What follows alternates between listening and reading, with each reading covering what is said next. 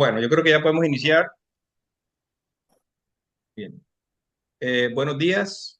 Sean todos bienvenidos al quinto ciclo de Filosofía Científica, un evento que se organiza desde la Facultad de Ciencias Humanas de la Universidad del Atlántico, su programa de filosofía, el grupo de investigación Holo Sapiens y su semillero Neo Sapiens, cuyo objetivo principal es propiciar la comunicación entre la reflexión filosófica y la investigación científica.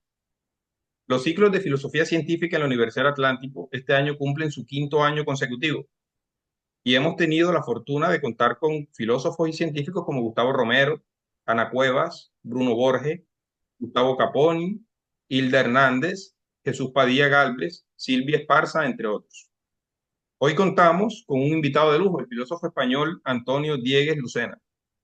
El profesor Antonio Diegues es catedrático de Lógica y Filosofía de la Ciencia de la Universidad de Málaga, miembro de número de la Academia Malagueña de Ciencias y miembro del Comité Español de Ética de la Investigación. Ha sido presidente de la Asociación Iberoamericana de Filosofía de la Biología y ha realizado estancias de investigación en las universidades de Oxford, Harvard, Helsinki y ha sido profesor visitante en la UNAM. Su conferencia de hoy se titula Desafíos reales de la inteligencia artificial. Escucharemos su presentación y luego contaremos con un espacio para preguntas o comentarios. Bienvenido, profesor Antonio Diegues. Gracias por aceptar nuestra invitación. Muchas gracias, Oscar. Es un placer estar aquí con vosotros y te agradezco mucho esta invitación para hablar de este tema que efectivamente es un tema muy importante y yo creo que de bastante enjundia filosófica. Tengo que decir que yo vengo trabajando en él desde hace unos años, particularmente desde mi primera estancia en Oxford, en el Centro Uehiro para la Ética Práctica. Ahora ha cambiado de nombre, pero sigue llamándose Centro Uehiro de Oxford, creo. Eh, y eso es más o menos en torno al 2015, ¿no?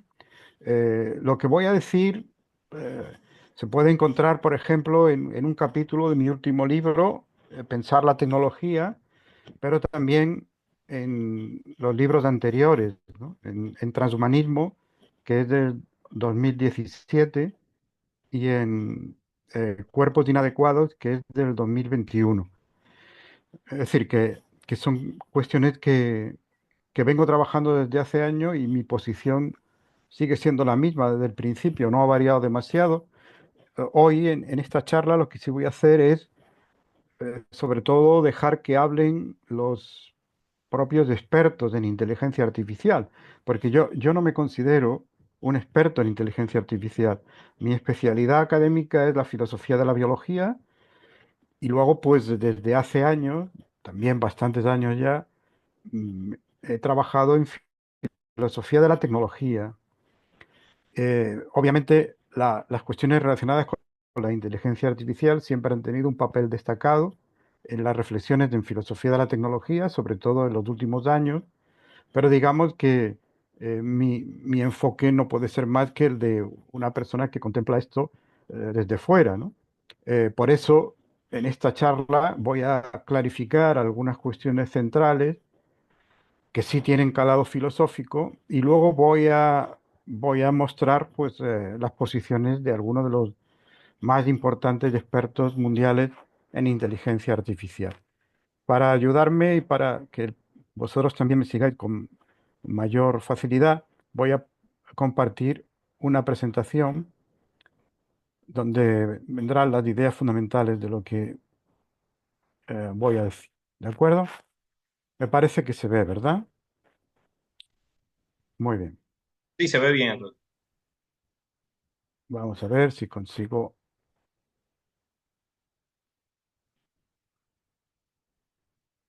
Vale. Bueno, esto es un dato bien conocido, ¿no? La inteligencia artificial como campo de estudio se considera que quedó fundada en la famosa conferencia de Dartmouth en 1956, ¿m? Que se celebró en el Dartmouth College de Hannover. Eh, en el documento preparatorio eh, a esta reunión, pues se da lo que en mi opinión sigue siendo la mejor definición de inteligencia artificial. Yo creo que es en este sentido en el que tenemos inteligencia artificial, no en otros, pero sí en este.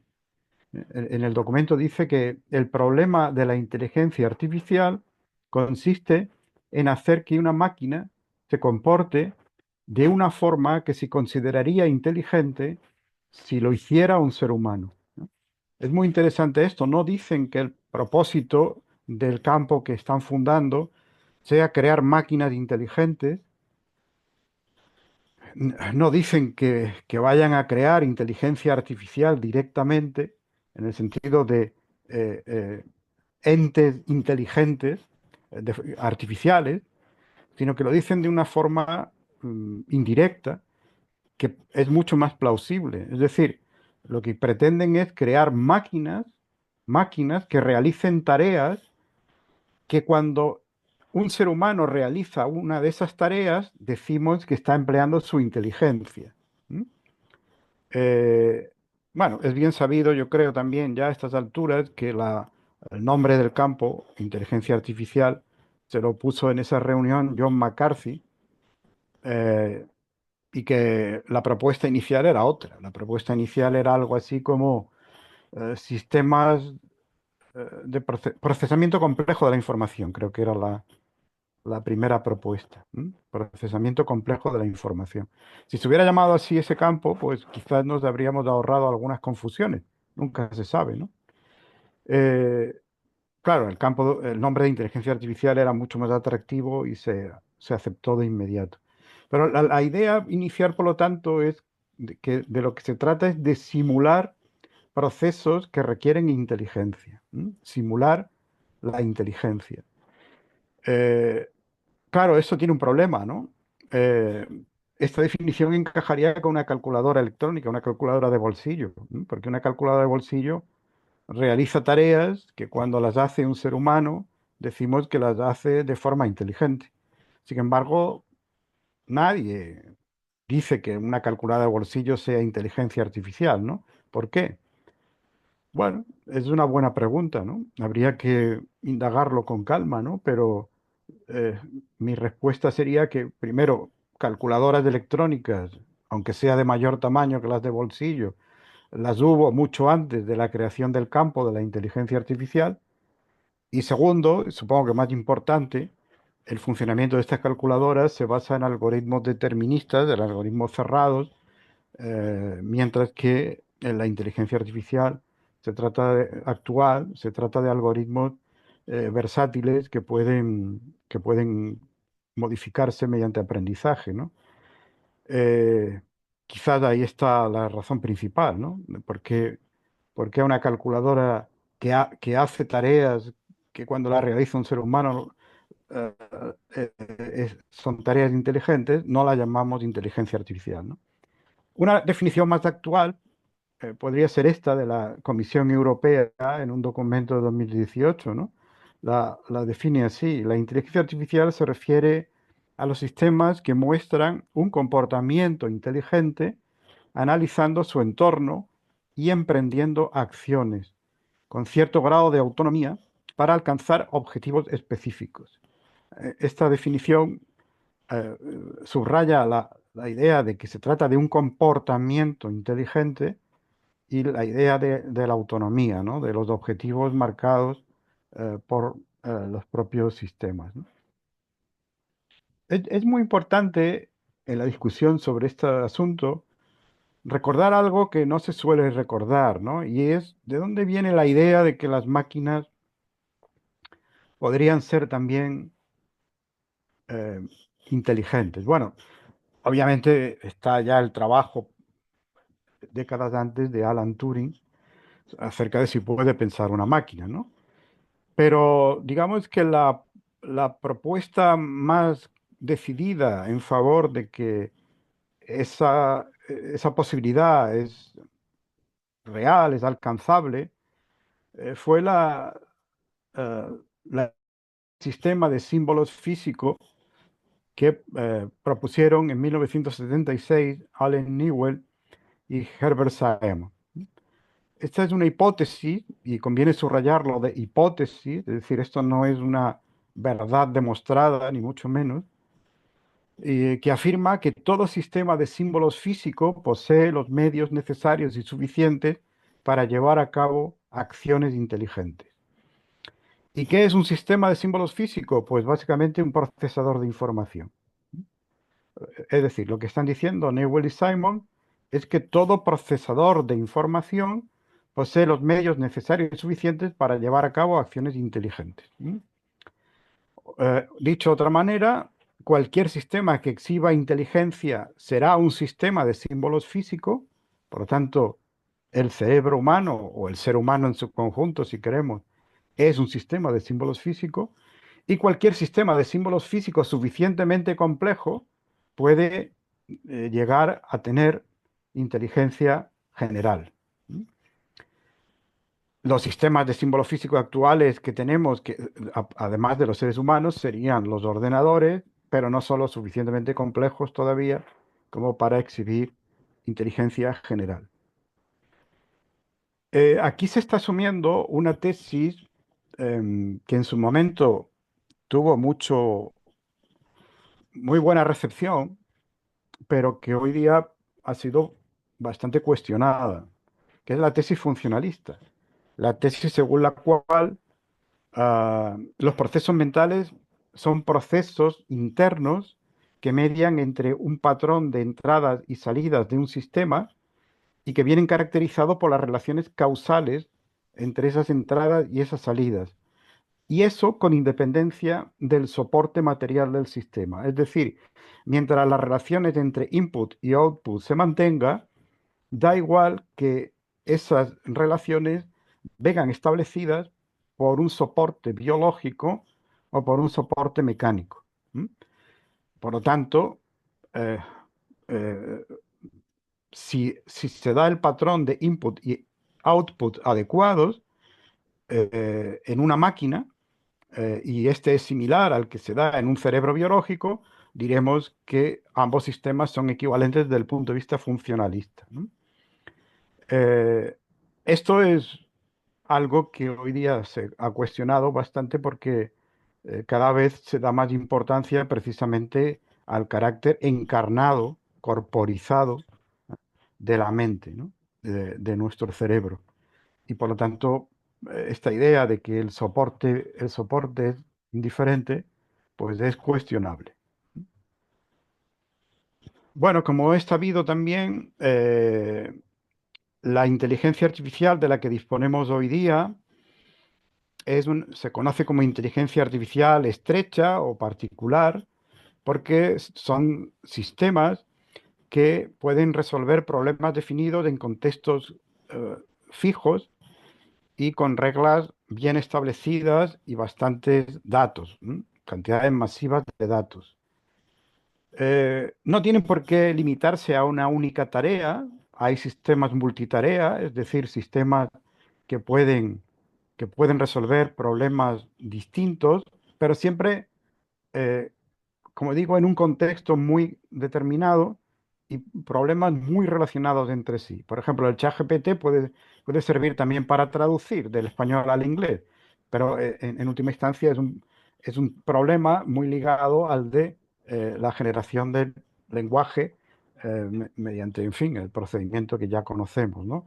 Cómo funciona el ChatGPT, ¿no? Eh, la, la pretensión de algunos, al menos, probablemente no de todos, pero de algunos empresarios de Silicon Valley y de algunas empresas, es conseguir alguna vez inteligencia artificial general. ¿Mm? En inglés se abrevia como AGI, ¿no? O AGI. Esto no lo tenemos todavía y ahora discutiremos algo al respecto, ¿no? Si la posibilidad de obtener inteligencia artificial general. Claro, los sistemas de inteligencia artificial serían sistemas o algoritmos que podrían resolver en principio cualquier problema en cualquier contexto sin necesidad de reprogramación. Y por lo tanto serían sistemas que tienen una comprensión global de la situación.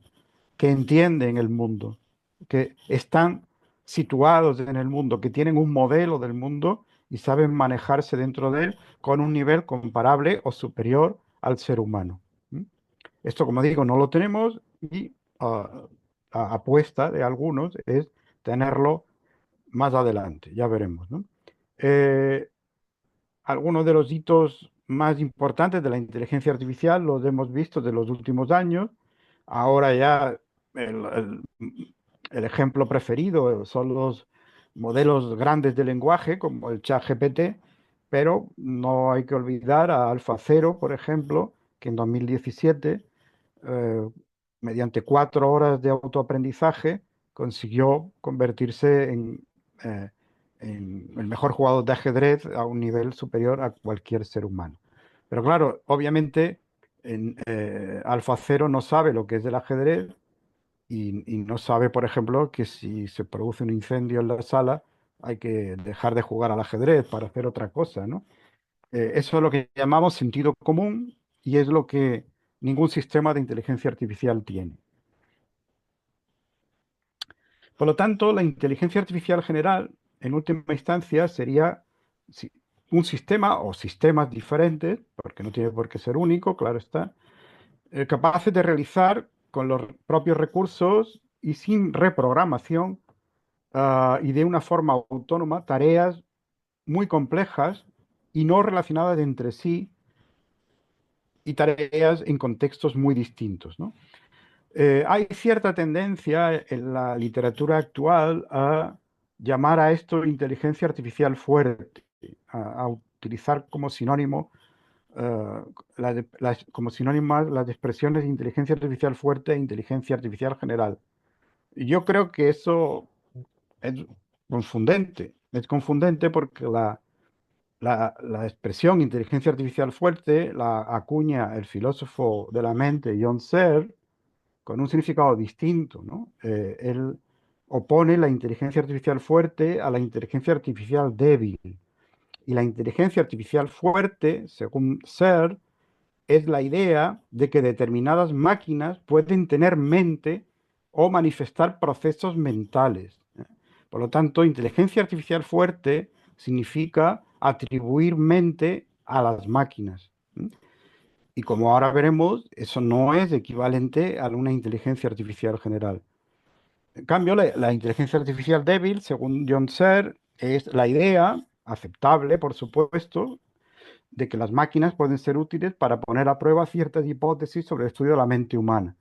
La psicología cognitiva se ha beneficiado mucho durante años de esta idea, la idea de la inteligencia artificial débil, es decir, de que el cerebro es también un procesador de información y que lo que aprendamos por medio de las máquinas, pues puede ayudarnos también a entender cómo funciona la mente humana.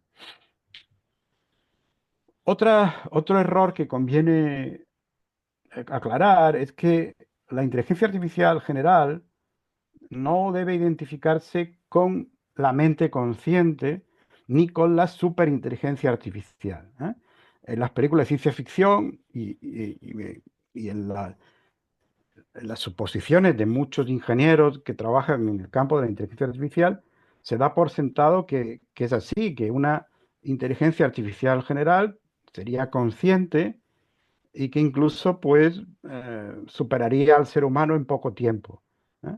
Esto lo vamos a ver ahora en la tesis de la singularidad, ¿no? Pero no hay nada que excluya la posibilidad de que podamos tener alguna vez sistemas de inteligencia artificial general sin que tengan ninguna conciencia. En mi opinión, eso sería lo más probable, si alguna vez los tenemos, ¿eh?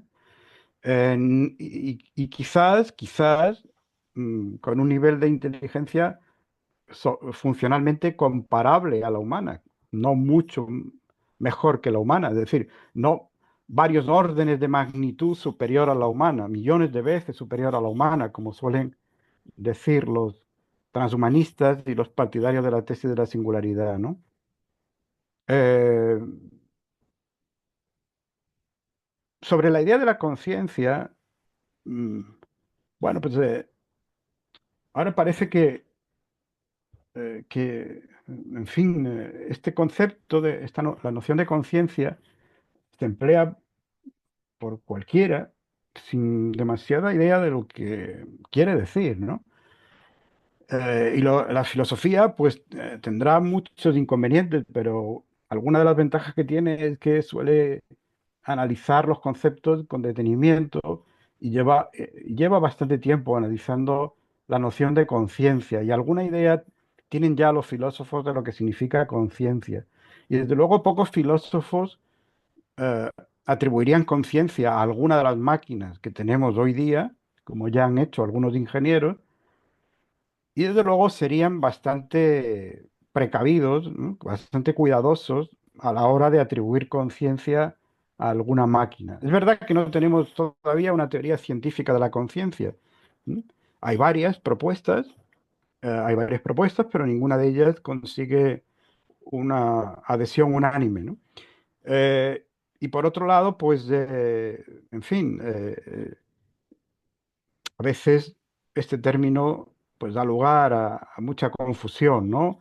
Y, y además en inglés se emplea a veces el término sentience y consciousness, que no serían exactamente la misma cosa, pero que ambos se traducen al español como conciencia, ¿no? Eh, Todo esto complica la situación, ¿no? Pero, en fin, por resumir un poco lo que se sabe en filosofía de la mente, es que eh, la conciencia fundamentalmente consiste en tener experiencias subjetivas, ¿m? La subjetividad, experiencia de la subjetividad, y sentir esas experiencias como pertenecientes a un flujo coherente, temporalmente continuo y unificado. Eso es lo que se llama conciencia cualitativa. Es decir, que experimentamos el mundo y lo experimentamos de una forma subjetiva, atribuyendo esa corriente de experiencias a un flujo continuo y unificado que obviamente presupone la idea de un yo, ¿no? Eh, Hay otro sentido de conciencia, que es la conciencia de acceso o metacognición, que es sencillamente la capacidad de acceder cognitivamente a nuestros propios procesos mentales. Es decir, cuando conocemos el mundo, no solo conocemos el mundo, sino que sabemos que estamos conociendo el mundo en ese momento. ¿Eh? Cuando tenemos una experiencia, no solo tenemos esa experiencia, sino que sabemos que la tenemos. ¿Eh? Esta conciencia de acceso o metacognición la tienen otros animales, por ejemplo, está más que probado que la tienen los grandes simios. Los grandes simios son capaces incluso de saber, no solo de acceder a sus propios contenidos mentales, sino de saber qué grado de certeza pueden atribuirle a esos contenidos mentales. Por ejemplo, si están muy seguros de algo o no están muy seguros de algo, ¿no? ¿Qué grado de seguridad epistémica pueden atribuirle a esos contenidos mentales? Eh, eh, Se podría decir que la conciencia en última instancia es saberse existiendo en primera persona en una realidad que es diferente de uno mismo y en la que uno se sitúa con una perspectiva espaciotemporal concreta. Por lo tanto, implica la capacidad también de saberse diferente del mundo, ¿eh? De saberse un sujeto que conoce y que en ese proceso de conocimiento es diferente del mundo. Eh, ¿Tienen esto las máquinas hoy día? No, obviamente. ¿M? Quizás tienen algo de metacognición y en el futuro puedan tener metacognición sin ningún problema. Es decir, puedan acceder a sus propios contenidos internos y atribuirles un cierto grado de seguridad epistémica. ¿Eh? Si algo es más probable, más improbable o se puede dar por cierto, etcétera, ¿no? Bueno, eso quizás se pueda conseguir, ¿no?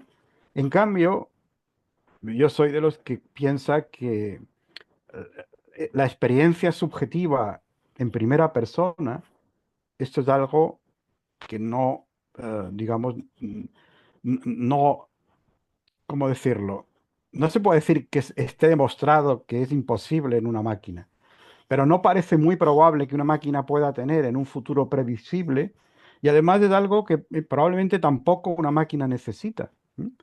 Es muy posiblemente, como señaló John Searle, esto es un proceso biológico producto de una historia cognitiva de organismos que a través de la selección natural pues la han ido desarrollando.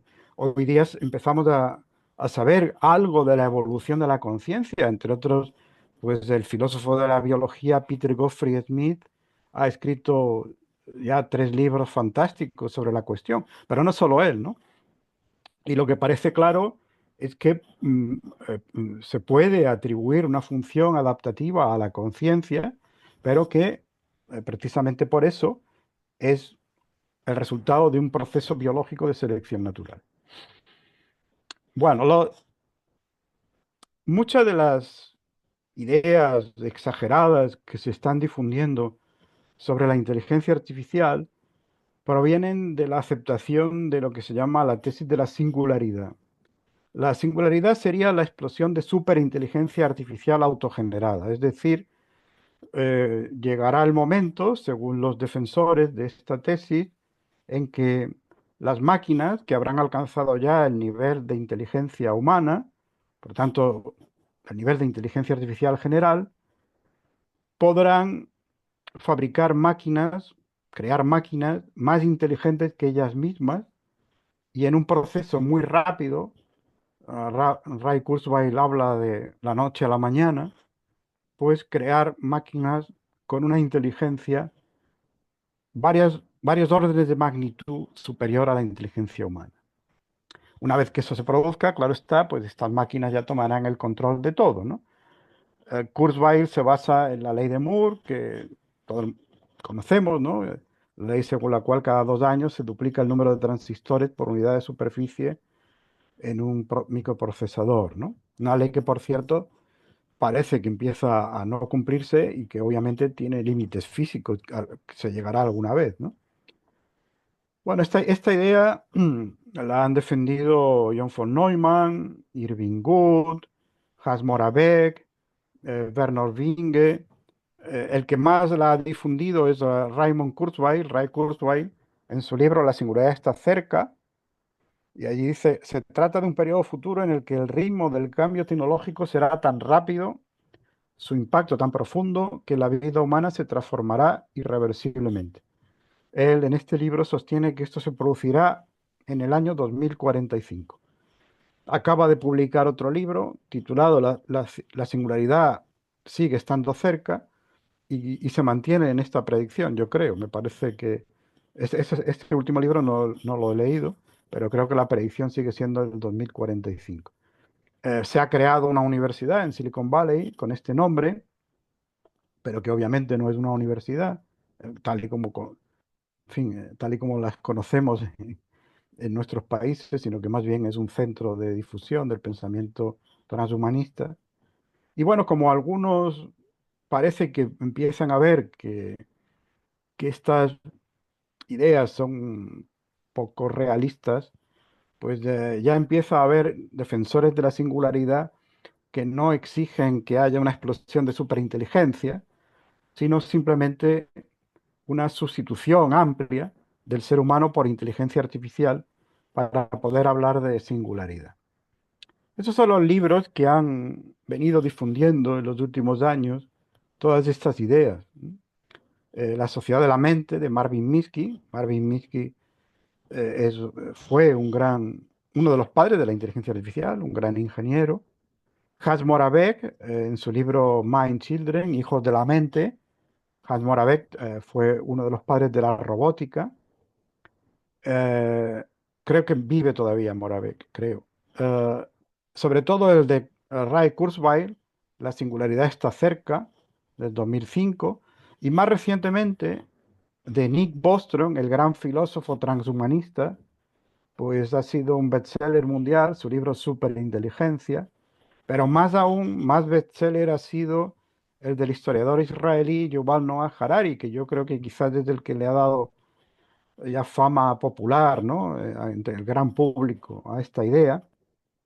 Y luego, pues, el físico Max Tegmark, con su libro Vida 3.0, y el científico computacional Stuart Russell con Human Compatible, compatible con lo humano. Este creo que no está traducido, los demás sí. Todos hemos visto o leído cómo algunos ingenieros muy importantes en este campo pues han hecho afirmaciones verdaderamente sorprendentes que han llegado a la prensa, ¿no? En mayo de 2022, Mo Gaudat, eh, uno de los dirigentes de Google, dio una charla eh, que se ofreció en YouTube con el título Puentes hacia el futuro, inteligencia artificial, coexistir o competir. Y en esa charla decía nada más y nada menos que las máquinas son ya conscientes, que están vivas y que tienen sentimientos. En fin, algo que a mí me deja perplejo, ¿no? ¿Cómo alguien puede decir algo así? Todavía lo de la conciencia, digamos, lo podemos discutir, porque como digo, el concepto está todavía borroso, ¿no? Pero que están vivas y tienen sentimientos, primera noticia, vamos. Eh, y decía que para 2029 iban a añadir a todo esto, pues, inteligencia artificial general. Esta fecha de 2029 es la que muchos sitúan el logro de la inteligencia artificial general. Algunos incluso la adelantan, ¿no? Piensa que está incluso más cerca. Otro caso que creó bastante revuelo en los medios de comunicación en ese mismo año, en 2022, fue que otro ingeniero de Google, aunque a este le costó el puesto decir esto, ¿no? No por lo que dijo, sino porque reveló una conversación que todavía no tendría que haber salido a la luz en ese momento, es decir, violó las normas de la compañía, ¿no? Pues este es uno de los programadores que creó Lambda, que era un lenguaje, un modelo de lenguaje previo al ChatGPT. Eh, y, y lo que vino a decir a Blake Lemoine es que después de haber conversado con Lambda, pues llegó a la conclusión de que no solo tenía la inteligencia de un niño de 7 u 8 años, sino que era consciente. Él empleó la palabra sentient, pero la traducción habitual es consciente, ¿no? No solo estos ingenieros han dicho cosas así, han dicho también científicos de primera talla como Stephen Hawking o filósofos de primera talla como David Chalmers o Nick Bostrom o empresarios, ¿no? Como Elon Musk o Sam Altman. Eh, Bien, esto es, digamos, de lo que hoy día muchos consideran que es una tesis obvia y que rechazarla es señal de esclerosis intelectual, ¿no?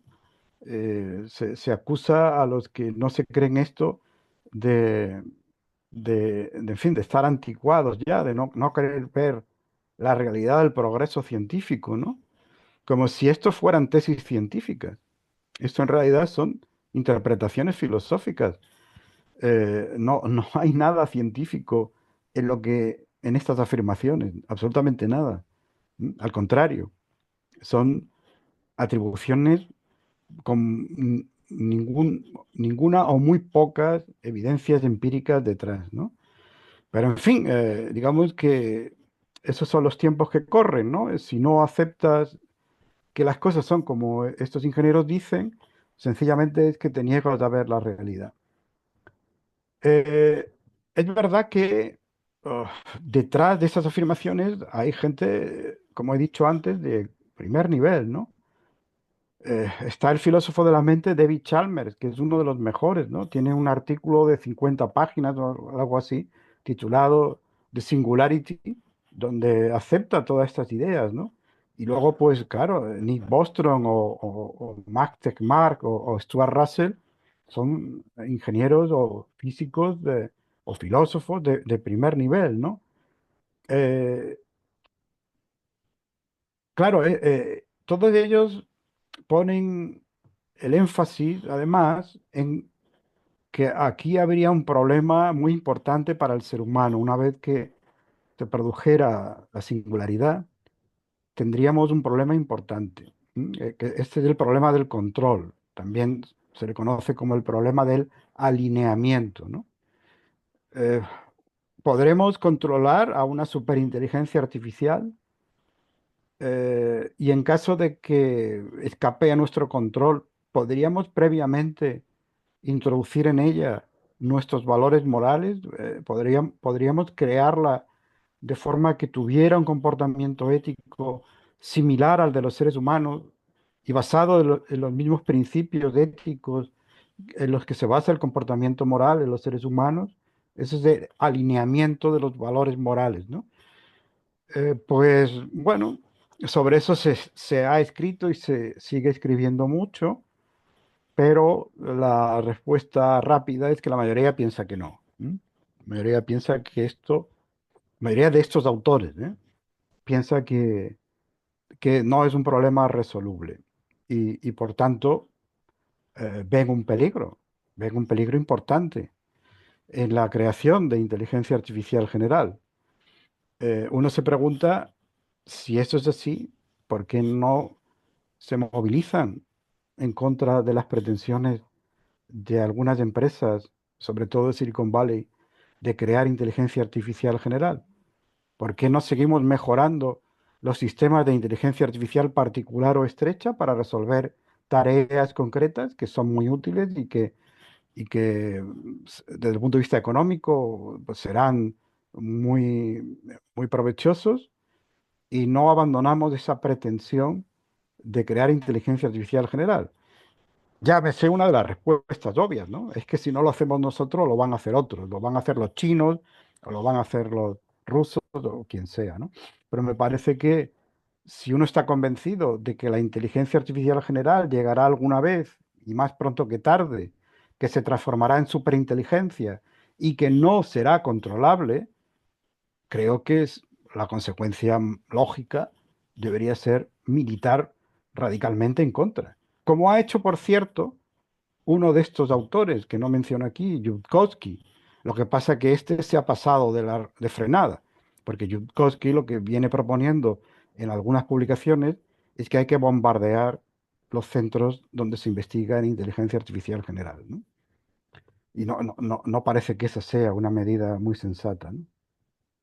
Eh, bueno, voy a saltar algunas cosas.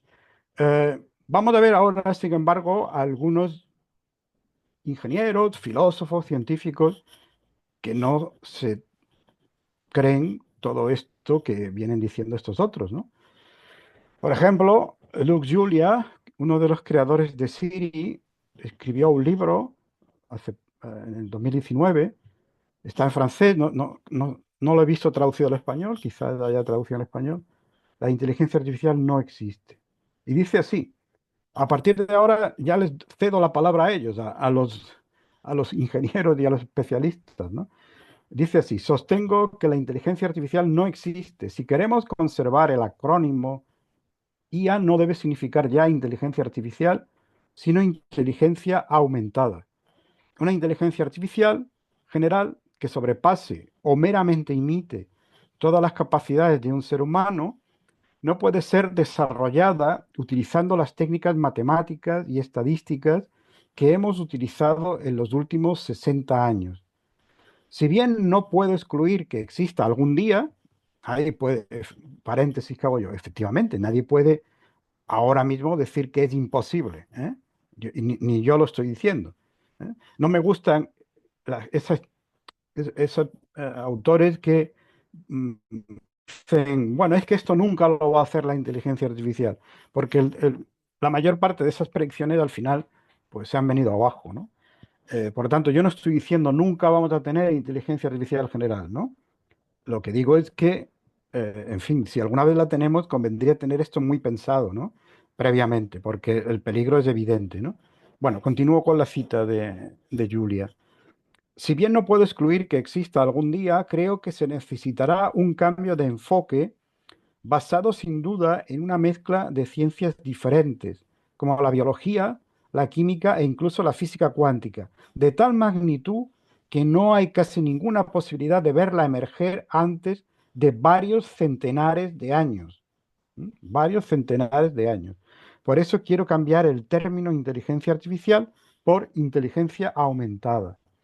Cada vez hay más autores que buscan un cambio, si no es exactamente parecido, ¿no? Pero lo de inteligencia aumentada, la idea de que lo que vamos a tener son sobre todo sistemas que, utilizados por los seres humanos, aumentan su inteligencia, es una idea que se va extendiendo, como digo. Bueno, luego está probablemente uno de los grandes filósofos de la inteligencia artificial, ¿no? Eh, Luciano Floridi, en un libro, perdón, en un artículo de 2016, dice lo siguiente: una verdadera inteligencia artificial, entendida como IA similar a la humana, no es lógicamente imposible, de nuevo la idea de que nadie ha demostrado que no se pueda, pero sí es completamente implausible. No tenemos ni idea de cómo podríamos empezar a construirla. Paréntesis mío de nuevo. Lo cual significa que todos los desarrollos actuales, incluyendo los sistemas grandes de lenguaje, no son pasos previos a la inteligencia artificial general. No, no ese es el camino. No tenemos ni idea de cómo podríamos empezar a construirla, aunque solo sea porque nuestra comprensión de cómo funcionan nuestros cerebros y nuestra inteligencia es muy pequeña. Y en su último libro, que está traducido al español, Ética de la Inteligencia Artificial, dice algo todavía más contundente, que cuando lo digo en algunas charlas, pues algunos me miran como si estuviera loco, ¿no? Lo que dice él es lo siguiente: las máquinas actuales tienen la inteligencia de una tostadora y realmente no tenemos mucha idea de cómo pasar de ahí. Eric Larson es un científico computacional y empresario también, y tiene un libro que a mí me parece magnífico, El mito de la inteligencia artificial, donde analiza los límites de la inteligencia artificial actual, sobre todo en la cuestión del razonamiento, ¿no? Y él dice en el libro: podríamos dar mayor voz al hecho real de que un número creciente de científicos de inteligencia artificial reconocen ya, aunque a regañadientes, que, como ha sucedido en periodos anteriores de gran excitación sobre la inteligencia artificial, nadie tiene la más ligera idea de cómo construir una inteligencia artificial general. Nadie tiene la más ligera idea de cómo construir una inteligencia artificial general. Lo mismo que dice Floridi. En su libro, sobre todo, muestra que, aunque las inteligencias artificiales que tenemos hoy día pueden razonar deductivamente y pueden razonar inductivamente, lo que no pueden es razonar abductivamente.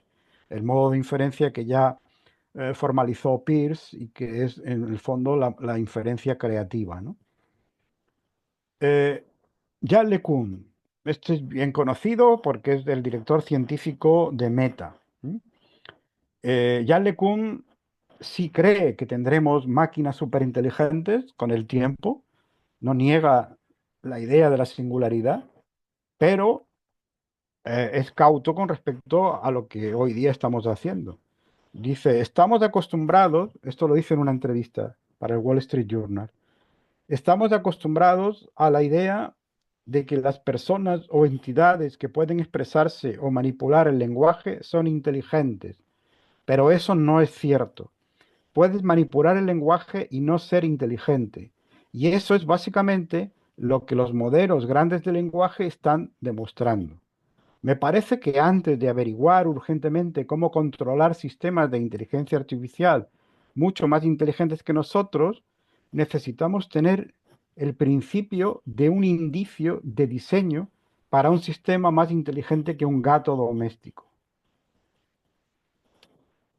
Luego tenemos lo que dicen Gary Marcus y Ernst Davis en su libro Rebooting Artificial Intelligence. Creo que no está traducido este, ¿no?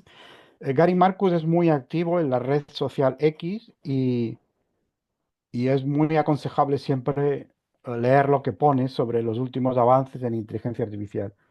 En este libro, estos autores dicen lo siguiente.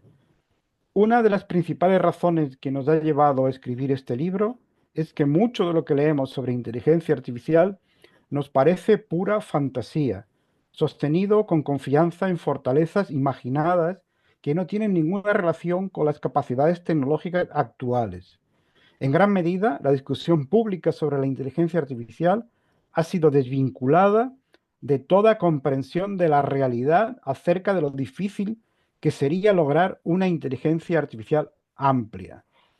Bueno, en este libro argumentan que ningún sistema de inteligencia artificial, ni los actuales ni los previsibles, tienen sentido común ni una genuina comprensión del mundo. El ChatGPT no comprende lo que está diciendo, por ejemplo. Sin embargo, el otro día, el 1 de abril, es decir, hace 6 días, pues el corazón nos dio un vuelco a muchos, porque fijaos lo que escribió Gary Marcus en la red social X.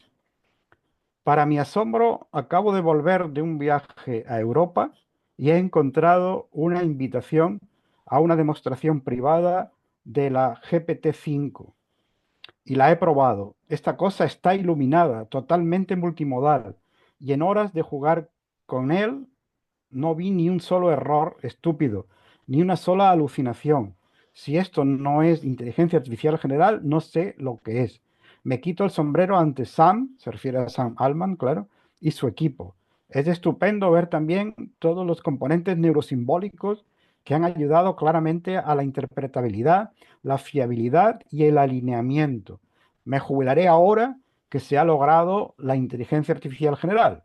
Es cierto que varios años antes de lo que esperaba. Por favor, utilícenla sabiamente.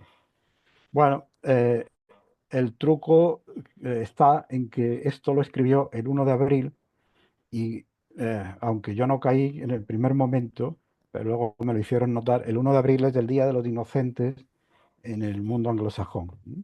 Era una inocentada. Bueno, y luego está pues el famoso artículo de varios autores, entre ellos Timnit Gebru, que es una ingeniera que estuvo trabajando en Google y la despidieron, y está así por este artículo, el famoso artículo sobre los loros estocásticos, ¿no? Donde afirma que el ChatGPT pues es esto, no es más que una calculadora probabilística de palabras, ¿no? Si no, si, si no creemos que nuestra calculadora de bolsillo comprenda las matemáticas, no se ve bien por qué una calculadora probabilística de palabras va a comprender el lenguaje, ¿no? Eh, Quizá no sé si leer la cita para no alargar, bueno, la leo. Los modelos de lenguaje no tienen comprensión del lenguaje natural y solo tienen éxito en tareas que pueden abordarse mediante la manipulación de la forma lingüística. El texto generado por un modelo de lenguaje no se basa en la intención comunicativa, ni en un modelo del mundo, ni en ningún modelo del estado de la mente del lector. No podría hacerlo porque los datos de entrenamiento nunca incluyen el compartir pensamientos con un oyente, ni la máquina tiene la capacidad de hacer eso. Esto puede parecer contraintuitivo dadas las cualidades cada vez más fluidas del texto generado automáticamente. Al contrario de lo que pueda parecer, cuando observamos su salida, un modelo de lenguaje es un sistema para unir al azar secuencias de formas lingüísticas que ha observado en sus vastos datos de entrenamiento, de acuerdo con información probabilística sobre cómo se combinan, pero sin ninguna referencia al significado. Es un loro estocástico. Y esto, como ya señaló la revista Nature hace ya 2 años, en verano, en el 2023 creo que fue, 2023, sí, creo que sí. Eh, todo esto es una cortina de humo, toda esta discusión es una cortina de humo en buena medida promovida por los dirigentes, los magnates de Silicon Valley, para impedir la correcta regulación de la inteligencia artificial. Para que no veamos cuáles son los problemas reales, para que pensemos que lo que hay que regular es la posibilidad de que una superinteligencia nos destruya en el futuro y mientras nos olvidemos de cuáles son las preocupaciones que deberíamos tener hoy, basándonos en los datos acerca del desarrollo de la inteligencia artificial. Aquí señalo 10. Eh, en fin, he señalado estas características desde hace tiempo y las repito una y otra vez. Eh, Creo que son obvias, ¿no? La primera para mí es la acumulación de poder de estas compañías tecnológicas y más ahora que rodean al presidente de los Estados Unidos, ¿no? Que han ido todos los directivos principales a rendirle pleitesía al presidente de los Estados Unidos y a aceptar su política, intentando influir también en él para que la desregulación sea completa. Abro un paréntesis aquí. Europa ha regulado la inteligencia artificial y a veces se acusa a Europa de querer acabar con la innovación y de no tener una verdadera industria de inteligencia artificial por su manía regulatoria, pero las razones por las que no hay un Silicon Valley en Europa son anteriores a cualquier intento de regulación. Eso para empezar, ¿no? Pero además es que Europa no es la única que está regulando o que ha regulado sobre inteligencia artificial. Eh, a- Canadá y Australia están regulando sobre inteligencia artificial y están tomando como base la ley europea. Y varios estados de los Estados Unidos, 11 creo, tienen ya normativas sobre inteligencia artificial. Se pretendía hacer una normativa federal, pero Donald Trump ha acabado con esa posibilidad, claro está. Pero eso no significa que los estados, diversos estados de los Estados Unidos, no tengan su propia ley. Sí la tienen y la aplican, ¿no?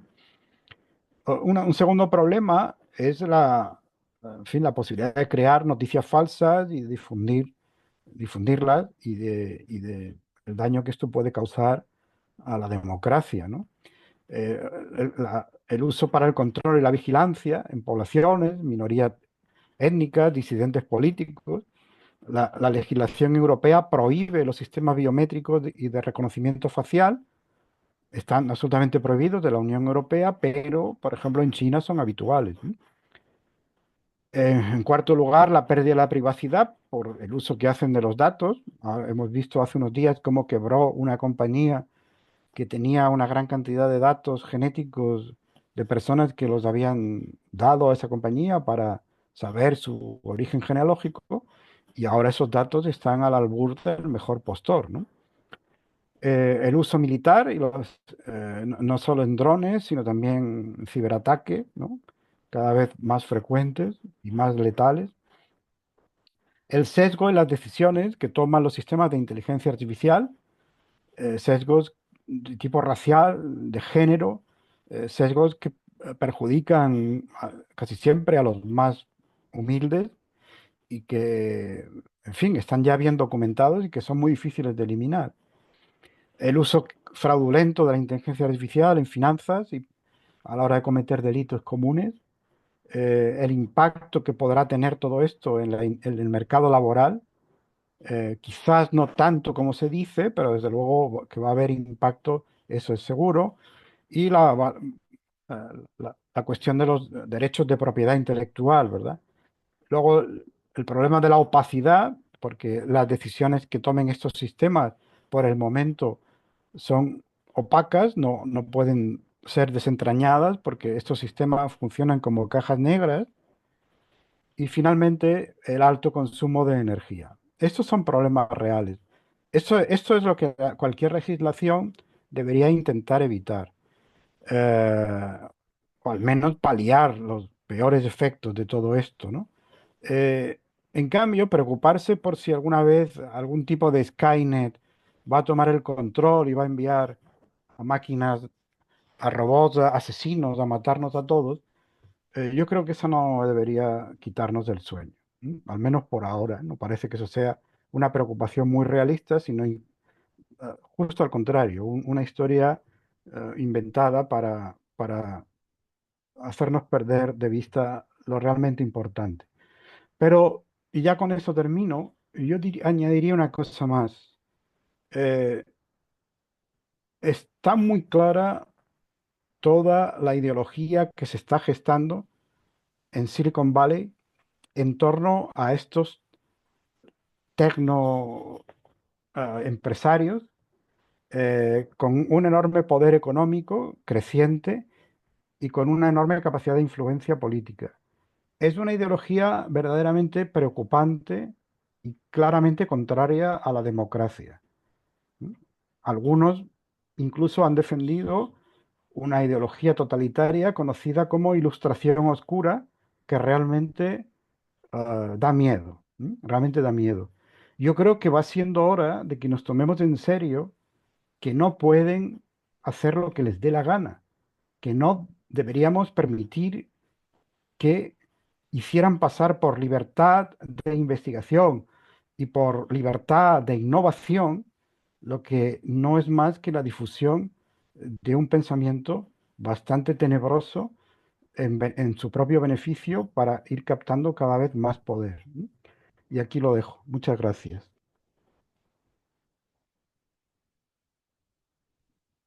Muchas gracias, Antonio, por tu presentación. Este tema de, como te comentaba al inicio, justamente antes de iniciar, más bien, estábamos conversando un poco sobre un curso que estamos impartiendo en la Universidad Atlántico, donde discutimos estos temas. Has tocado tú varios de esos temas. Y uno de los temas que hemos estado trabajando justamente la última semana es el concepto de inteligencia, es decir, cuáles son esas condiciones necesarias para considerar que un sistema sea inteligente o no es inteligente. Creo que has tocado tú el tema justamente cuando hablaste de ninguno, creo, de los que estamos acá consideramos que una calculadora, aunque realiza operaciones matemáticas complejas en cuestión de segundos, eso no es un sistema inteligente. Entonces yo creo que ese es un tema que desde luego interesa a todas las personas que están trabajando eh, los desarrollos de la inteligencia artificial, pero también a los filósofos, ¿no? Creo que es un tema clave en filosofía de la mente, un tema clave en filosofía de la biología y en filosofía en general, ¿no? El tema de qué es lo que hace que algo o alguien o un comportamiento sea inteligente. Hay algunos textos que nosotros hemos estado trabajando, Antonio, seguramente tú los conoces, los textos de Jeff Hawkins, justamente sobre el tema de la inteligencia, de qué es inteligente. Hawking publicó hace 20 años ya un texto titulado sobre la inteligencia, que es este texto que tengo aquí. Y este texto, aunque tiene ya 20 años, pues es un texto que la problemática es una problemática muy actual. Y el año pasado, o hace un par de años, publicó un libro también titulado Mil Cerebros. Aquí este libro es en coautoría, pero el Mil Cerebros publica Jeff Hawkins solo, y trabaja también justamente o discute eso, de qué es lo que hace que un sistema realmente sea inteligente. No me gustaría, no, me gustaría más bien ahora abrir la ronda de preguntas o comentarios a las personas que están conectadas. Quien desee participar puede levantar la mano y inmediatamente le abrimos pues el micrófono y la cámara si lo desea. Veamos por acá cómo va el tema. Quien desee hacer alguna pregunta o comentario a Antonio, pues bien pueda, ¿no? Mientras tanto, Ujú, pues yo querría hacerte un par de comentarios más. Hay, Antonio, también un texto que también hemos estado trabajando, que es el texto de Kate Crawford, Atlas de la Inteligencia Artificial. ujú, Digamos que Crawford es un poco escéptica también, ¿no? Al menos ujú. escéptica en el sentido de si es realmente o si podemos llamar realmente inteligencia a un sistema, a los sistemas de inteligencia artificial actual. Yo estoy de acuerdo contigo cuando decías que probablemente el término de inteligencia artificial es un término problemático. Probablemente hablar de inteligencia, no sé, es decir, el término, bueno, y no solamente está en Crawford, está Jeff Hawking, ¿no? Sino que también está en España, que también lo tuvimos el año pasado invitado, Carlos Madrid Casado, también digamos que en esa misma línea también un poco criticando el concepto de inteligencia artificial. Eh, Hablaba también del tema de la opacidad, que tú también muy bien lo has comentado ahora, ¿no? Que eso es un problema ético serio, no sabemos qué es lo que ocurre adentro, o luego del input, y desde luego se da la salida de información, pero no sabemos qué es lo que realmente está ocurriendo, al menos no lo sabemos nosotros, porque en última esa es la conclusión a la que llega Madrid Casado. Los ingenieros sí lo saben, ¿no? Y probablemente quien construye o algunos de las empresas que hacen las nuevas tendencias en desarrollo de inteligencia artificial, pues seguramente tienen la información, pero ¿y qué hacen con la información nuestra información que cedemos gratuitamente para acceder a un artículo a una noticia periodística? Pues aceptamos unas condiciones y no sabemos qué es lo que realmente hacen con esa información. Entonces yo creo que eso es realmente un problema ético serio, un problema que ha dado eh, mucho, nos ha dado mucho, digamos, mucho de qué debatir a nosotros los que nos dedicamos a la filosofía, los que nos dedicamos justamente a indagar no solamente sobre el problema epistemológico detrás de la inteligencia artificial, sino los problemas éticos y políticos. Bien, creo que ya hay una persona bueno, hay varias ya personas con la mano levantada. Pero déjame, Démosla. Oscar, que conteste un poco a esto que has dicho, Oh, qué ¿vale? pena, Antonio, sí, lo siento. Adelante. Mira, sobre la cuestión de si realmente hay inteligencia ahí o no, yo creo que es una de estas cuestiones que nos desvía de lo central. Lo importante no es si son inteligentes, lo importante es qué decisiones vamos a poner en sus manos. ¿Eh? Esa es la Eso. cuestión decisiva.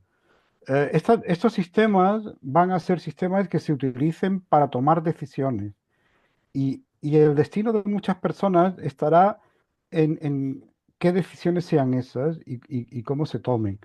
Y por lo tanto, lo que tenemos que preguntarnos no es si son inteligentes o no. Bueno, es un debate teórico que, que está bien para charlar un rato, pero lo realmente decisivo para la gente común es qué va a quedar en manos de estos sistemas acerca de su vida, de su futuro como laboral o de su futuro financiero o de su futuro médico, por ejemplo, ¿no?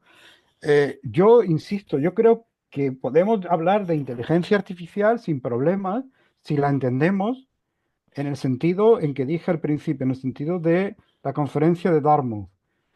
Estas máquinas obviamente realizan tareas que cuando las hace un ser humano decimos que requieren inteligencia. En ese sentido, muy bien, si la entendemos así, inteligencia artificial, tenemos máquinas con inteligencia artificial. Sí, efectivamente.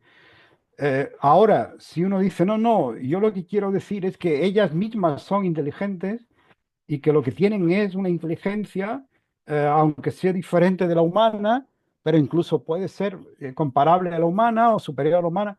Bueno, a mí me parece que eso ya es utilizar los términos como uno quiere, pero no hay mucha base para eso. Y además, como tú has señalado, el término inteligencia es problemático donde los haya. Hay un artículo por ahí, me parece que de varios psicólogos, donde señalan 100 definiciones de inteligencia, una cosa así. O sea que. Y luego, el problema de la opacidad es un problema importante, justamente porque van a tomar decisiones. Estas máquinas tomarán decisiones por nosotros y no sabremos por qué las toman, y ni siquiera los ingenieros, ¿eh? El problema de la opacidad no es un problema solo para el común de los mortales, pero, pero no es un problema para un ingeniero que sí podría saberlo. No, no. Ahora mismo se está intentando trabajar en inteligencia artificial que pueda ser más transparente o en sistemas de inteligencia artificial que puedan ayudar a abrir las cajas negras de de las redes neuronales artificiales, con ayuda de otros sistemas de inteligencia artificial. Pero eso, por el momento, hasta donde yo sé, el avance es muy limitado. Es decir, que ahora mismo, cuando una red neuronal artificial de 100 capas ¿eh? toma una decisión, no hay forma humana de saber cómo ha llegado a esa decisión. Y ese es el problema de la caja negra y el problema de la opacidad, ¿vale? Muy bien, Antonio, muchas gracias. En orden de las personas que han levantado la mano, creo que está Lisbeth Alvarado, luego Carlos Monsalve,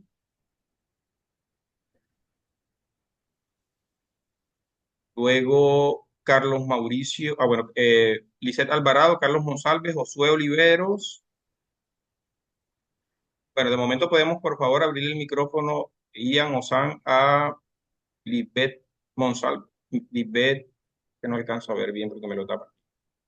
Hola Oscar, buenos días a todas y a todos, un Ella. gusto. Por aquí desde la Universidad del Cauca en Popayán.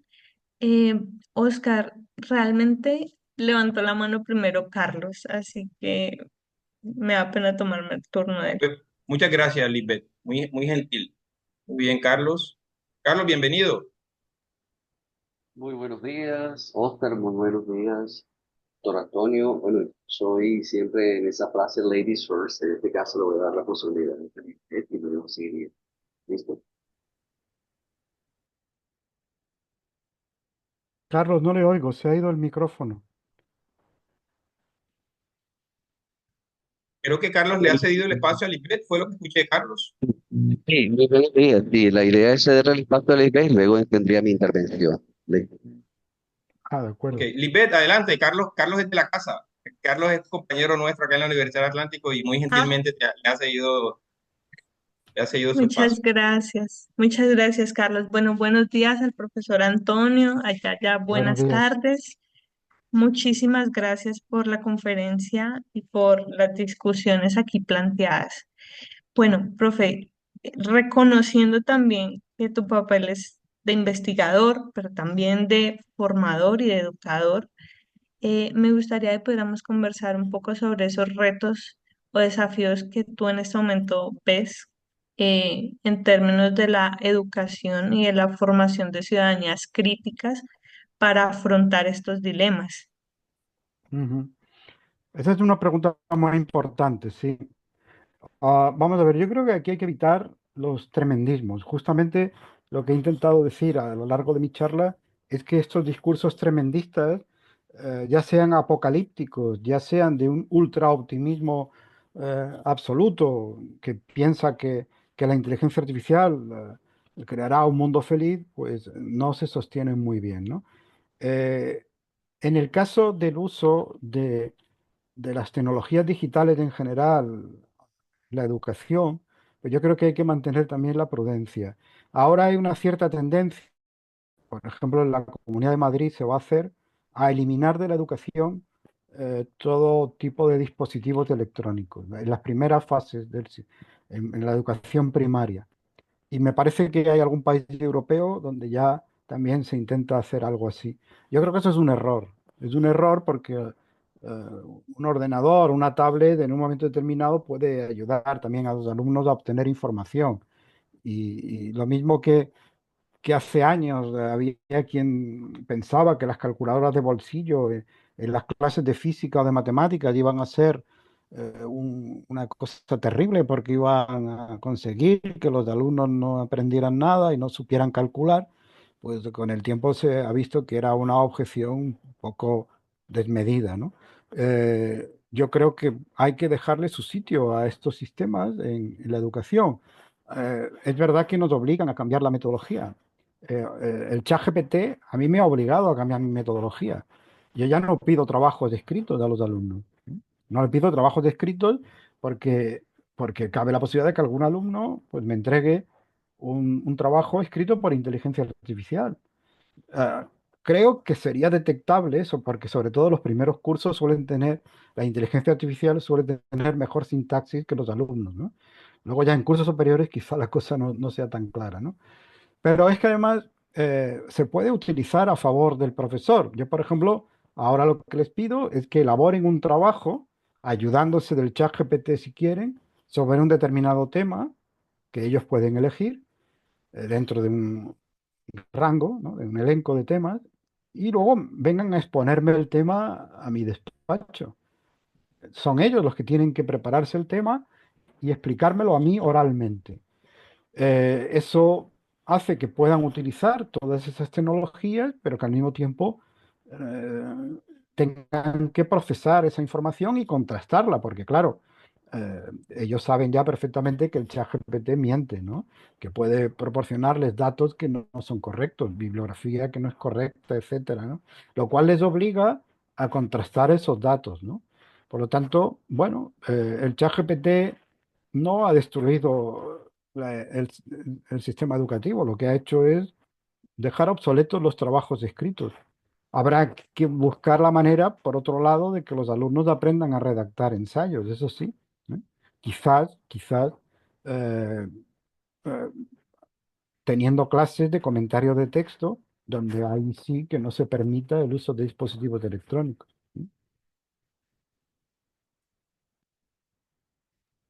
Muchas gracias, Antonio. Eh, Podemos dar la palabra a Carlos. Carlos, creo que ya puedes activar tu micrófono. Carlos continúa en sala, me parece que sí. Bueno, ya me activaron el micrófono. Muy buenos días, doctor Antonio, Oscar. Gracias por la invitación a esta interesante charla. Felicitaciones. Nos trae pues la parte del pensamiento crítico importante en este aspecto que tiene que ver con todo el tema de inteligencia artificial. Albert Einstein decía, without ethical culture, there is no salvation for humanity. Sin la ética, la cultura ética, no hay salvación para la humanidad. Y creo que esto es muy importante. Igual Marta Nussbaum en sus textos donde habla de la importancia de las humanidades y creo que usted está colocando ese aporte muy valioso sin fines de lucro, la importancia de las humanidades ante ese eh, tremendo arrasamiento de las ciencias exactas en las universidades a nivel mundial, queriendo eliminar toda la parte de las humanidades y todo lo que tiene que ver con la educación de las humanitas. Y creo que esto es fundamental. Por eso voy a tocar dos aspectos y luego voy a la pregunta puntual. Uno, tocar el texto de Ernesto Sábato, Hombres y Engranajes, latinoamericano, que nos hace ver a través de ese texto que además de ser un gran literato físico, nos hace ver la importancia de cuando la técnica se emancipa de los valores humanos y pues se convierte en una amenaza para el hombre. Creo que es importante tener en cuenta este punto y mirar cómo necesariamente hoy en día con el tema de la inteligencia artificial de alguna manera se está potenciando este riesgo. Adicionalmente a esto también mirar cómo garantizar que el ser humano siga siendo el fin y no el medio más en ese engranaje tecnológico. Hay una película muy interesante que hizo Charles Chaplin, Mother Kind, es muy interesante que nos habla de este proceso. Es una manera de protesta a través de esta película, aunque era en ese momento era cine mudo, y luego tiene una que fue la más taquillera, que fue la película que corresponde a El Gran Dictador, donde está el famoso discurso que hizo que muchas personas asistieran y en ese momento Charles Chaplin habló a la humanidad sobre pensamos en demasía pero sentimos bien poco. Y creo que hoy esa carrera de la humanidad va hacia ese sentido. Y adicionalmente a eso, quiero hacer la pregunta con relación al tema de la singularidad que me llamó mucho la atención dentro de su exposición. Me parece muy valioso el tema de la singularidad tecnológica.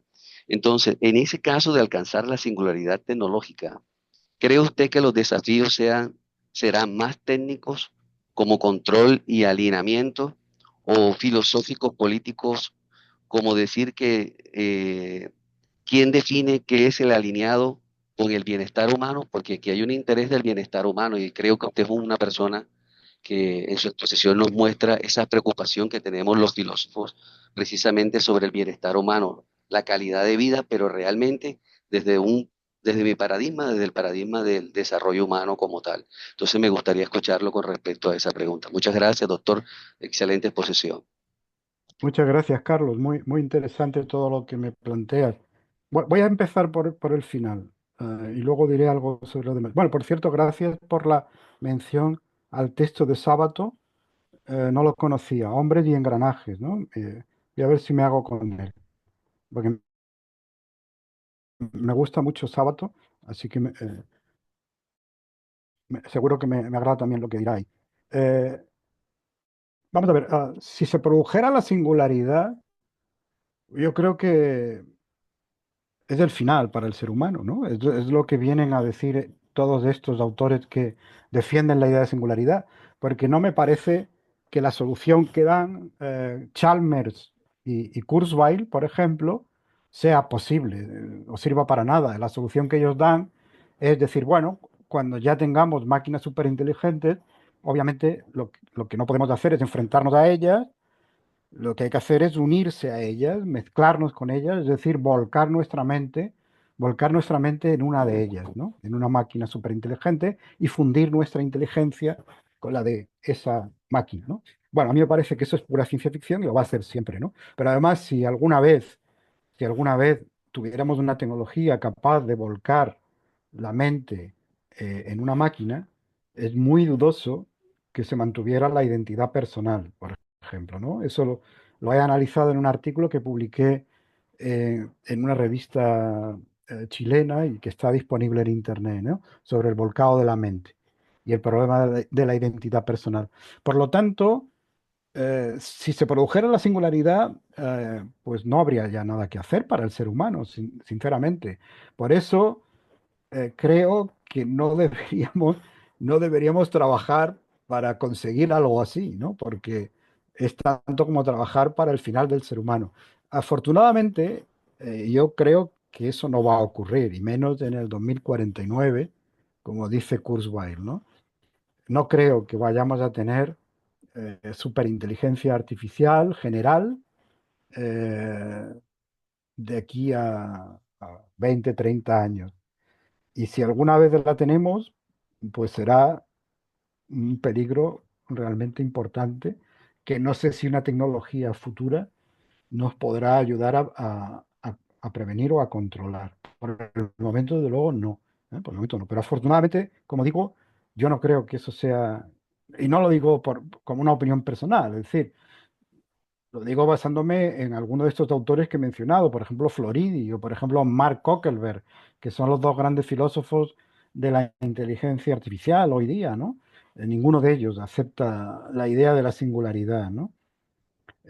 Otra cosa es el problema del alineamiento, ¿no?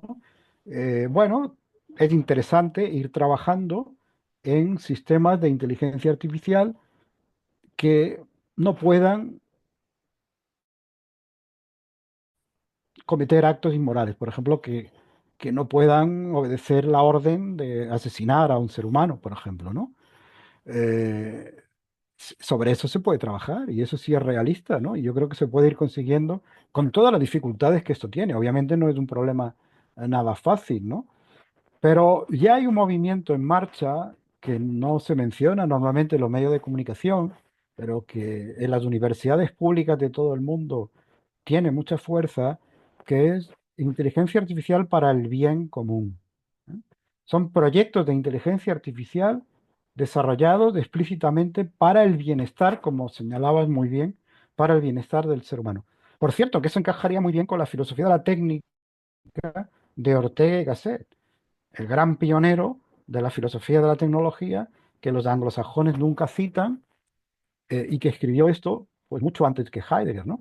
En la meditación de la técnica, que lo fundamental en el desarrollo tecnológico es conseguir el bienestar del ser humano y que el ser humano sea el fin de ese desarrollo tecnológico, no que no se convierta en un medio, como usted decía también muy bien, ¿no? Menciona la película de Chaplin y es interesante porque los artistas más con antelación a los filósofos. La película de Chaplin me parece que es del 32, creo, tiempos modernos. El libro de Ortega, La meditación de la técnica, es del 39. Si dejamos de lado El hombre y la técnica de Spengler, poquito breve y poco, poco riguroso. El primer libro verdaderamente iluminador sobre estas cuestiones es el libro de Ortega y Gasset, La meditación de la técnica. Por eso es sorprendente que se conozca tan poco ese libro, ¿no? Y Ortega fue uno de los primeros filósofos, si no el primero, en darse cuenta claramente de la importancia que tenía esto, ¿no? Luego fue Heidegger y por eso pues, hoy día todo el mundo cita a Heidegger, ¿no? Y para terminar, yo creo que esto efectivamente nos muestra cómo el papel de las humanidades es cada vez más importante y empiezan a reconocerlo cada vez más en otros ámbitos, ¿no? Yo tengo bastante contacto con científicos e ingenieros, voy a reuniones, congresos, etcétera, y todos me manifiestan su preocupación por la ética y todos me manifiestan la importancia de tener una visión humanista que permita orientarles a ellos mismos en la investigación científico-técnica. Y yo creo que las humanidades tienen ahí un papel importante. Otra cosa es que desgraciadamente hemos vivido unos años en que las humanidades han querido dar la espalda a todo esto, ¿no? Han vivido en una actitud, digamos, neoludita, un poco irracionalista, en la que todo el desarrollo científico y técnico se consideraba o bien ajeno a las humanidades, o bien incluso algo contra lo que las humanidades debían combatir, ¿no? Y obviamente esa no es una posición que pueda tener mucho público, ¿no? Entonces yo creo que las humanidades tienen que tomarse en serio estos desafíos y por lo tanto los filósofos sobre todo deben estar cada vez más conscientes de que tienen que entender lo que está pasando a su alrededor, tienen que conocer lo que hace la ciencia y la tecnología. Muchas gracias, Carlos, por tu pregunta y gracias, Antonio, también por la respuesta que ha dado. Escuchemos ahora a Josué Oliveros. Josué, bienvenido. Buenos días a todos, buenos días profesor Oscar, buenos días profesor Antonio. Bueno, para Daniel Dennett o Hilary Putnam, la conciencia es una ilusión útil que será generada por funciones cognitivas, como procesamiento de información. Partiendo de ello, sería válido afirmar que si definimos la mente desde ese funcionalismo, las máquinas podrían poseer una mente en sentido funcional, pero carecer de conciencia fenoménica porque no tienen experiencias subjetivas, teniendo obviamente presente que mente y conciencia son dos cosas distintas. Ujú. Sí, bueno, yo en ese punto no estoy de acuerdo con Daniel Dennett, a que por otra parte admiro mucho, ¿no? Y le he leído siempre con gran provecho, ¿no? Me llegué a conocerle personalmente y, y le he admirado siempre mucho, ¿no? Y en filosofía de la biología, su libro La idea peligrosa de Darwin, por ejemplo, es fantástico, ¿no? Y también Rompiendo el hechizo, etcétera, ¿no? Pero yo no acepto, no me parece plausible la idea de que la conciencia sea algo, una mera ficción. Como he dicho antes, eh, desde el- me parece que la conciencia ha tenido una función adaptativa y por lo tanto no es un mero epifenómeno, no es una mera ficción. Con respecto a la cuestión de si las máquinas tienen mente o no, bueno, de nuevo los conceptos siempre son negociables, ¿no? Yo diría, bueno, si uno quiere entender procesos mentales en el sentido de procesos internos que tienen funcionalmente un papel causal análogo a los procesos internos dentro de un cerebro biológico, bueno, pues sí, podemos decir que hay máquinas con procesos mentales, ¿no? Pero hay que tener entonces muy claro cuál es el significado que estamos dando a los términos, ¿no? Porque si por procesos mentales, el término mente es siempre más difuso porque es como sustancializar la idea de que los procesos mentales existen en una entidad abstracta que es la mente y tal. Mejor hablar de procesos mentales, ¿no? Entonces, que en lugar de mente, ¿no? Ahora, si entendemos que los procesos mentales requieren de mm, la posibilidad al menos de tener contenidos semánticos y y de poder ser, eh, poder estar ligados a la conciencia, en ese sentido me parece evidente que las máquinas no tienen procesos mentales, las máquinas no tienen semántica, solo proceden sintácticamente, ¿no? Puede haber máquinas en el futuro que sí los tengan, en este sentido semántico, es decir, que tengan un modelo del mundo y que sean capaces de referir los términos a los objetos reales del mundo y por lo tanto atribuirles significado realmente a esos términos.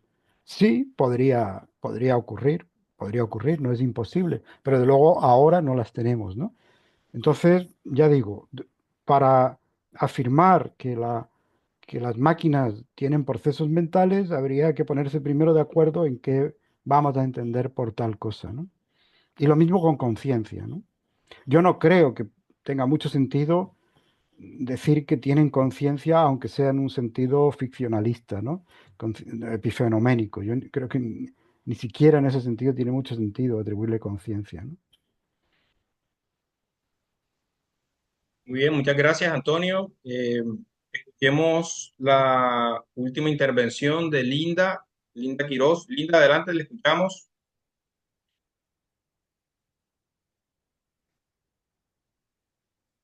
Hola, ¿me escuchan? Sí, bienvenida, Linda. Ok.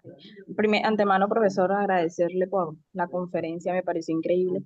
Y mi comentario radica más que nada en un comentario, o sea, nace a base del comentario que usted le hizo al profesor Oscar y es el siguiente. Yo actualmente estoy dando una materia que se llama también Filosofía de las Tecnologías y justamente allí nos enviaron como un libro que se llama Ética de los Robots. Obviamente este no se enfoca tanto en decir si es inteligente una inteligencia artificial, sino en la parte ética de las inteligencias. Y usted mencionaba algo muy importante y es que normalmente, como que en el colectivo general, hay una idea como apocalíptica de lo que sucederá. Usted mencionaba una fecha en el 2049. Yo he leído otros libros que dicen que en el 2045, pero más o menos en esa fecha, donde mencionan que básicamente la inteligencia humana se verá superada por la inteligencia artificial. Pero justamente en una parte del libro de la ética de los robots, de Mark Zuckerberg, disculpen si menciono mal el apellido, pero él básicamente decía de que el ser humano se ha enfocado muchísimo en lo que nosotros deberemos hacer dentro de 10 años, o sea, en el 2045, en el 2049, con las inteligencias artificiales cuando nos superen, pero él como que intenta aterrizar al ser humano de que aún se encuentra en disposición o aún tiene la patria potestad de decidir no tanto qué haremos nosotros con esta inteligencia artificial, sino qué queremos que haga la inteligencia artificial. Y es justamente porque usted mencionaba estos extremismos al que llega el ser humano en el que constantemente decimos, no, es que sí o sí sucederá y está fuera de nuestras manos.